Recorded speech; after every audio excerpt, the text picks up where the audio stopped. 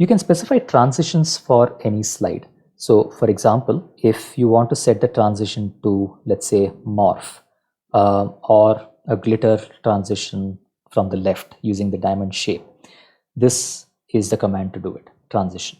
So how exactly do transitions work? Well, if we go to any slide, so we're currently in slide 2, if we say that this uses the, let's say, uncover transition, then the way it moves from slide 1 to slide 2 is using this transition, or cover for that matter. Now, let's say we want to apply the cover transition to all slides. The rule to use is take your input presentation and say transition : cover. That is all that it takes. So let's run this slide sense. Now this output file, when I run it in slideshow mode, uses the cover transition, which comes from the right hand side, to cover it.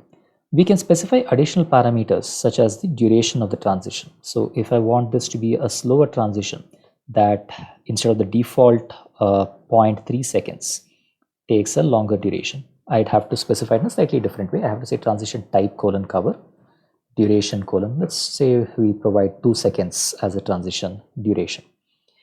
We can also do one more thing. We can auto advance after every so many seconds. So if we say advance : 1 second, after every 1 second, it will automatically go to the next slide.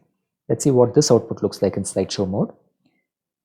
It's taken 2 seconds to apply the cover transition, and it auto advances to the next one in 2 seconds with the 2-second cover transition, and to the next one.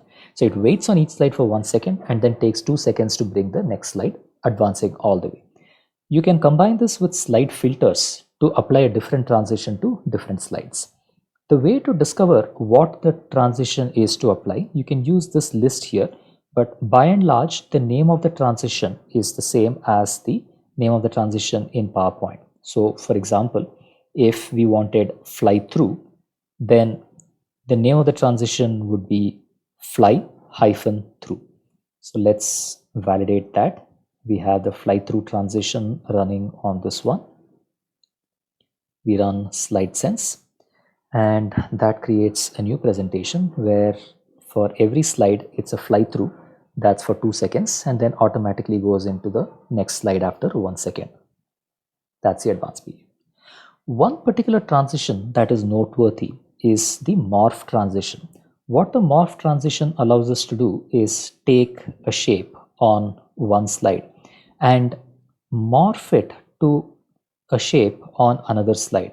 So if I apply the morph transition onto slide 4, transitions right over here, you'll notice that the shape itself twists and bends to adjust itself to the next shape. This allows us to create some very flexible and very powerful transitions, and it can be used by mapping the shapes in one slide to the next one. Now, unfortunately, PowerPoint doesn't always get it right. So to give it some help, you can change the shape name. So let's say there is a piece of text ABC. Let's change the color here to black. Okay, this was inverted, so let's set it to ABC. And this shape also has, well, let's say this shape has the text ABC new. Now at this point, PowerPoint gets a little confused. It says, well, this one was a circle, that's a circle too, but this has a name ABC, but that has ABC new, so I won't really squash it. If the names were the same and if the shapes text were the same, then it has no problem. It would start with ABC and then squash it into ABC again. So to tell PowerPoint, look, I really want this shape to be the same as that shape, you can change its name. So you can give it any name starting with a double exclamation mark. So let's say this is my oval 1. Give the same shape the same name in other slides as well.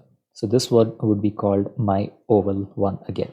So now even if the text does not match, so you could have the text as whatever you want here, when you apply the transition from the previous slide to the next slide, it morphs the text as well as it can, but also morphs the shapes accordingly.